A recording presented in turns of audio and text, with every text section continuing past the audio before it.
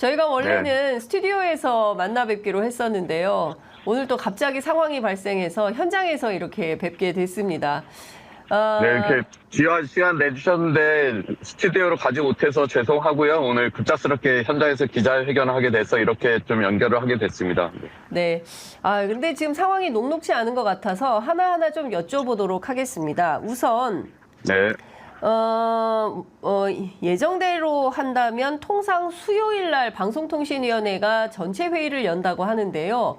왜 갑자기 네네. 금요일인 오늘 방통위가 전체 회의를 열어서 공영방송 이사 선임 계획을 의결하겠다고 밝힌 걸까요?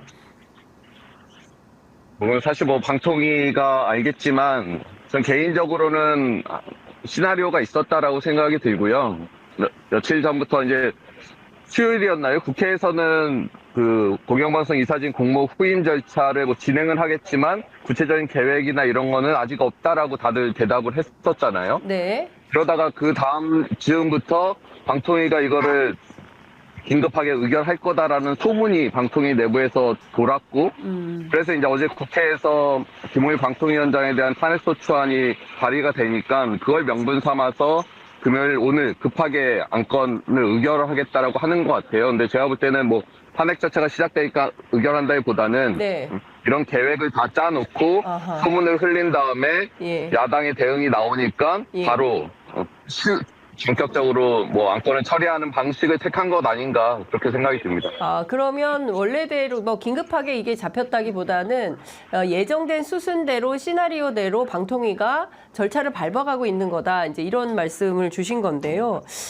네, 저는 그렇게 보입니다. 네. 예, 실제로 아시는 것처럼 그 국회 과방위에서 그 방통위원장인 김홍일 위원장에 대해서 탄핵 소추안을 발의하겠다고 발표를 했고요. 아마도 다음 주 초에 이 문제가 처리될 걸로 예상이 되는데 그것 때문은 아닐까요? 그것 때문에 그 탄핵을 명분 삼아서 지금 시급히 처리하는 것이지 원래 애초에 이 박문진 임기가 8월 12일 날 끝나기 때문에 네. 7월 중에는 선임 계획을 의결할 계획이었잖아요. 근데 네네. 그 의결 시기를 어떻게 만들 것인가를 아마 내부적으로도 검토했을 거고 이 선임 계획이라는 게 갑작스럽게 어제 오후에 준비해서 오늘 통과시킬 수 있는 게 아니잖아요. 네네. 전체적인 계획이나 이런 것들 내부적으로 논의하고 했을 텐데 네. 국회에 가서는 그런 내부 논의 절차가 하나도 없었다는 식으로 얘기하다가 지금 하루 만에 갑자기 이런 회의를 잡아서 한다는 것 자체가 네. 애초부터 좀 진행되어 온 시나리오고 그 시나리오대로 움직이는 거 아닌가라고 생각이 듭니다. 이게 방통위가 원래 5인 체제의 합의제 기관인데 네. 지금 김홍일 이상인 2명의 체제로 방통위가 굴러가면서 내부에서 어떻게 회의가 진행되고 안건이 준비되는지를 철저히 비밀리에 붙일 수 있었던 거죠. 그래서 이렇게 된 게 아닌가 싶습니다. 네. 실제로 원래 이제 예정대로 한다면 그 8월 12일 박문진 이사들의 이제 임기가 만료되고 나서 이렇게 하는 게 정상적인데 이걸 이렇게 당겨서 하는 것도 상당히 다급해 보이고 왜 이런 식으로까지 해야 되는가에 대한 문제 제기가 좀 생기는데요. 실제로 최근 MBC 내부에서 이런 박문진 이사 선임 문제를 그 방통위가 결정할 때 대해서 뭔가 좀 분위기가 감지되거나 이런 것들도 좀 있습니까?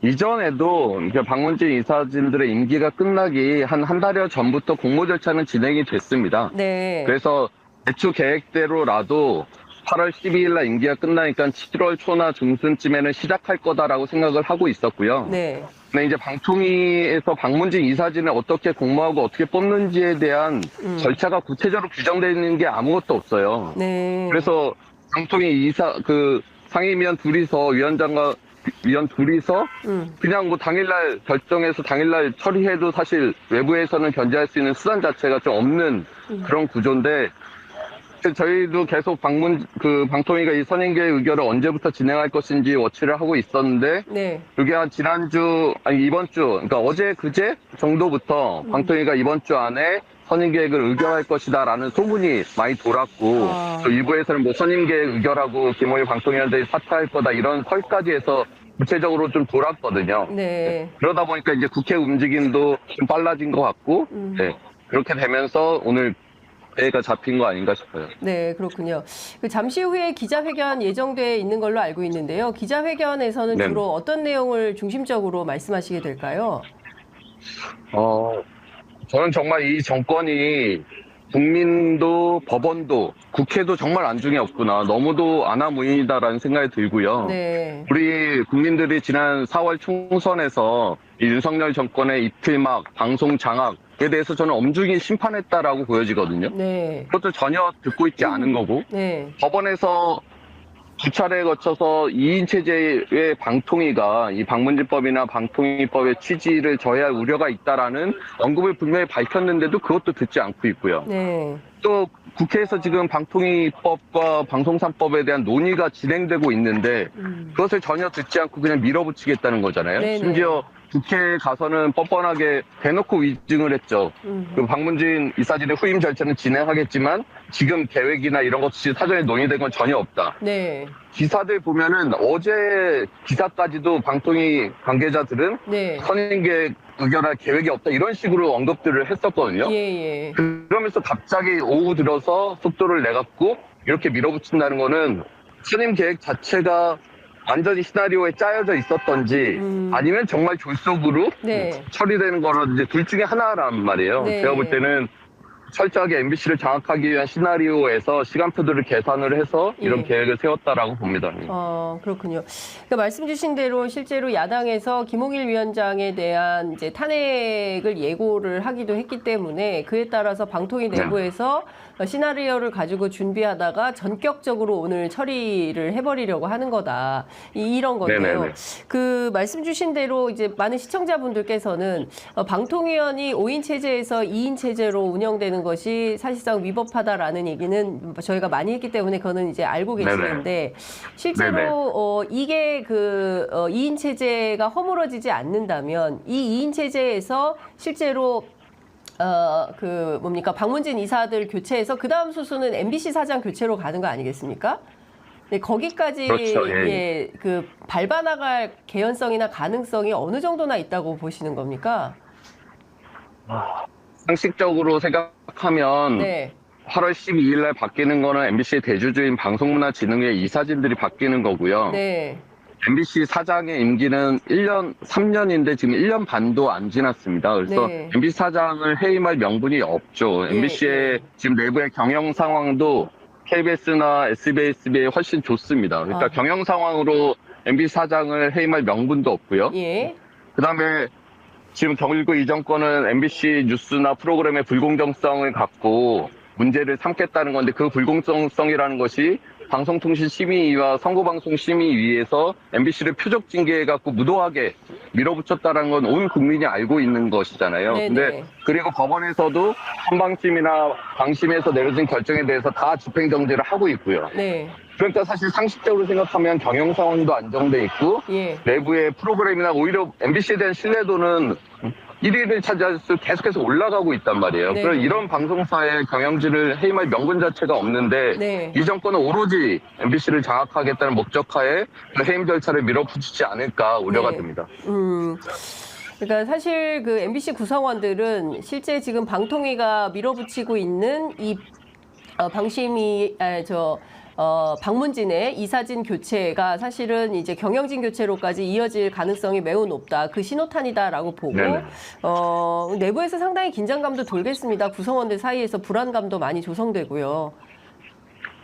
우리가 뭐 2008년, 10년, 2012년 엄청난 싸움들을 했었고 또 이명박근혜 정권에 대해서 과정에서 한 200여 명 이상이 부당 정보에 부당 징계를 받고 해고자들도 엄청나게 발생을 했고요. 그 과정을 겪어서 2017년에 촛불혁명 이후에 그것도 정권이 사장을 교체한 게 아니라 MBC 구성원들이 70여 일의 파업을 통해서 기존의 방문진 이사진과 사장을 교체한 거거든요. 네. 그런데 저희가 그 오랜 과정을 거쳐서 2017년 12월에 복귀하고 난 이후에도 네. MBC 내부의 프로그램의 경쟁력, 신뢰도 이런 것들이 상당히 추락돼 있는 상태였고 저희도 5년, 6년 현장에서 떨어져 있다가 복귀를 하다 보니까 네. 내부 구성원들의 실력도 사실 많이 떨어졌던 게 사실이거든요. 그걸 어렵게 2017년 12월부터 내부 구성원들이 노력해서 네. 온갖 시행착오를 거쳐서 지금 MBC 뉴스와 MBC 프로그램들이 국민들의 신뢰를 상당히 받게 됐잖아요. 네. 그런데 지금 다시 적폐 사장이 MBC에 와서 또다시 MBC를 윤석열 방송으로 만들어 버린다고 하면 그 추락한 신뢰도나 이런 거 어떻게 또 다시 극복해야 될지 또다시 망가진 MBC를 어떻게 복원해야 될지에 대한 우려들이 상당히 큽니다. 그래서 최대한 그런 일이 발생하지 않도록 내부 구성들이 최대한 싸워야겠다라고 생각을 하고, 저는 시청자분들이 잘 아시겠지만 쉽게 생각하면 지금 국민의힘이나 일부 세력들이 이야기하는 공정한 방송은 KBS를 얘기하는 거거든요. 네. 그러니까 지금 박민의 KBS가 공정하냐, 지금의 MBC가 공정하냐를 갖고 판단하면 될 것 같아요. 말은 무슨 공정성이나 뭐 이런 것들을 이야기하고 있지만 네. 실제로 이 정권이 원하는 방송의 공정성은 지금 KBS의 공정성이라는 것, 네. 그것이 과연 우리 국민들이 잘하는 것인가, 이걸 한번 좀 살펴봐 주셨으면 좋겠습니다. 네. 위원장님, 지금 저희 현장 카메라에 이제 시청자분들은 그 다양한 화면을 보고 계시는데요. 네네. 현장에 그 MBC 제3노조 조합원들이 와 있는 모양입니다.